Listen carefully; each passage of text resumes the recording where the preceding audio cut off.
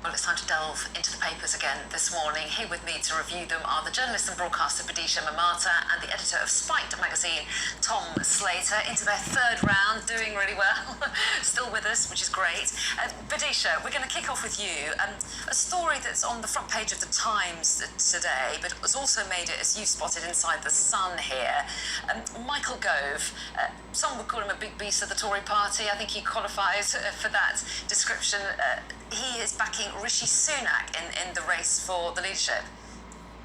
Yes, I don't think big beast is a misplaced term. He's one of the sort of mid or pre-pandemic big names that you'd hear about in the headlines all the time. And he's come out to punt for Rishi Sunak against Tory leadership rival Liz Truss. And he said that Truss has in fact taken a holiday from reality. Now, he's not saying that she's gone crackers or anything like that, but what he is saying is that she is neglecting the needs of the poorest and most vulnerable in society, because her proposed economic plans really only tackle those who are already rich. So she's proposed changes to corporation tax and national insurance, and she's rejected what she calls further handouts. But Gove is saying that, look, this doesn't get anywhere near the biting point of the coming recession, the cost of living crisis, and all the multiple omni-shambles of deprivation and inequality economically that we're currently suffering. It's interesting that he would then back Rishi Sunak, because Rishi Sunak is, this is a phrase which is not often used of him, the underdog in this race, because Truss is really pulling ahead to the lead. But the other interesting thing about Michael Gove's article in the Times is he's slipped in a rather plangent, melancholic side note, which is pointing out that he doesn't expect to be in government again, that he's enjoyed 11 years in the cabinet under 3 prime ministers. So, in a sense, he's taking a back seat, a backbencher seat perhaps, and stepping away from the fray, the rough and tumble. Now, in the extent of a career, 11 years doesn't sound like a very long time to have a career, but it's a very long time in politics. That does qualify him for big beast, rhinoceros or elephant status in terms of political animology, shall we say. We've all got fabulous images in our mind now. Thank you for that, Bidisha. Let's move on to a different issue, shall we, Tom? And it's one that we've been focusing on a lot in recent weeks, and it's about water firms. While many areas are being told they can't use their hose pipes at the moment because of drought conditions, a lot of focus on water firms and how much they're doing about it. So what's this article tell us? So these are figures from water leakage from the water firms last year, and they lost 1 trillion litres via leaky pipes over the course of the past year. That equates to about almost 500,000 Olympic-sized swimming pools. And given the fact that, as you were saying, there's these hose pipe bans which are being announced across the country. There are various different parts of the country which have been said to be technically in drought at this point. This, I think, is going to make a lot of people wonder why they're being asked to limit their usage when the water companies themselves seem incapable of stemming these kinds of leaks. Apparently the worst offender here is Thames Water, and of course that hose pipe ban for the Thames Water area is coming in this week in particular. And I feel like when it comes to the water companies, as it does with various other, either private sector companies in this case, or just other kind of essential services, whether they're in public or private hands, this kind of sense that the service is getting worse and worse, that we're being asked time and time again to kind of manage our own usage of those services in order to keep things ticking over. And yet you see this kind of ranking competence across the piece. There's this story about the water companies, there's another story about the water companies in the news, which I don't want to mention because it probably put a lot of people off their breakfast in relation to some of the things which have been unearthed. But this, again, I think is just that kind of sense in which, that pervading sense we have in this country at the moment that just nothing is working particularly well, and that whilst, again, we're seeing increasing inabilities to deliver us these services, we're being asked to give up more and more. That seems to be the picture that's forming a lot in people's minds at the moment. Tom, thank you for your sensitivity towards our sensitive tummies at this time of the morning. I have no idea what you're talking about, but I dread to think. But Isha, I did notice you nodding your head there. I mean, this is an issue that kind of really annoys people, isn't it? This issue of water companies apparently not doing their bit. Is it a fair criticism?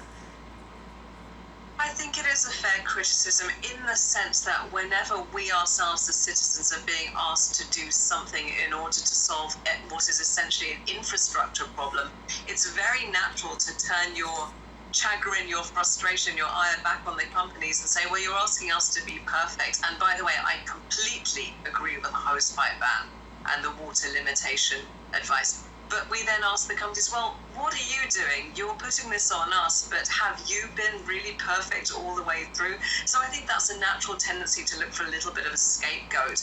I do really hear what Tom's saying, however, about that quality of, God, is nothing working? All these different systems and structures and infrastructures in various different unrelated fields are being looked at with scrutiny and being found wanting. So that, for me, is the takeaway.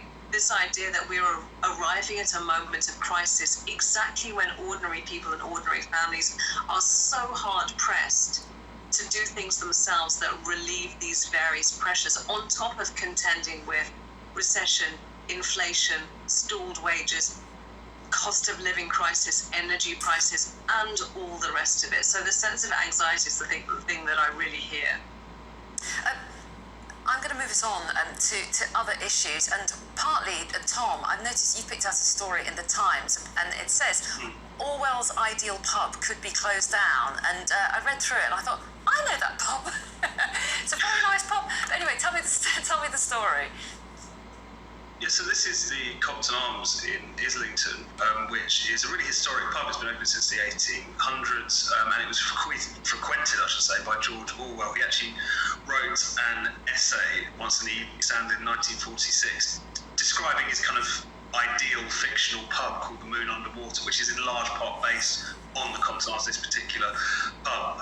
It's been subject to a licence review because of 4 neighbours, it turns out, who have complained about noise and disruption. They deemed it a public nuisance, despite the fact that this was quite recently named one of the best pubs in the country. So the idea has kind of, fallen under crazy ownership, and it's, become a bit of a blight on the area. It doesn't seem to stack up. This is an increasing picture we see, particularly in London, but across our cities as well, where you essentially have just people kind of moving into the area and then being surprised that they're next to pubs and nightclubs. In this particular case, apparently the landlord has pointed out that a lot of people kind of got used to the quiet of lockdown and are now shocked to find that people are out enjoying themselves. And I think it's just one that, we've seen loads of venues closed in recent years, loads of pubs closed, particularly because of the pressures of the lockdown.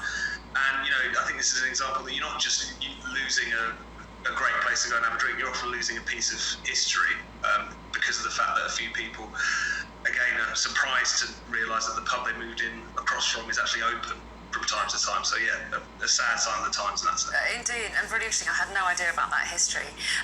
Badisha, about 2 hours ago, I promised you that we would come back to an article you'd chosen we didn't have time for, about House of the Dragon. We're at that moment. Take it away.